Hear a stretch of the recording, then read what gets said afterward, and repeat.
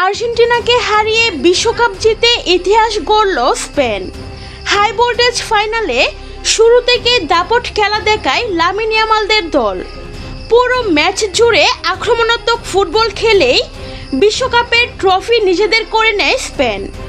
ম্যাচের শুরু থেকেই একের পর এক আক্রমণে আর্জেন্টিনার রক্ষণভাগকে চাপে ফেলে দেয় স্পেন।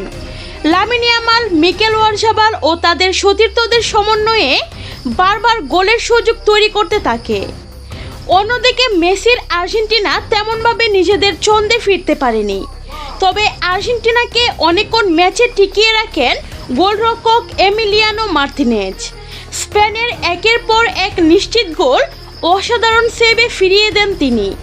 তার দুর্দান্ত গোলকিপিং না থাকলে ব্যবধান আরও বড় হতে পারত, কিন্তু শেষ মুহূর্তে আর রক্ষা হয়নি। স্পেনের টানা আক্রমণের সামনে অবশেষে ভেঙে পড়ে আর্জেন্টিনার রক্ষণ। নির্ধারক সেই গোলেই 1-0 ব্যবধানে এগিয়ে যায় স্পেন। গোল হজম করার পর মেসি, আলভারেজ ও আর্জেন্টিনার খেলোয়াড়রা ম্যাচে ফেরার চেষ্টা করলেও কার্যকর কোনো সুযোগ তৈরি করতে পারেননি তারা। শেষ বাঁশি বাজতেই আনন্দে ফেটে পড়ে স্পেন শিবির।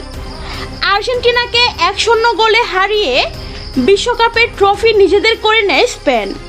দুর্দান্ত দলীয় পারফরমেন্সে ফুটবল বিশ্বকে মুগ্ধ করে নতুন ইতিহাস গড়ে লামিন ইয়ামালদের দল।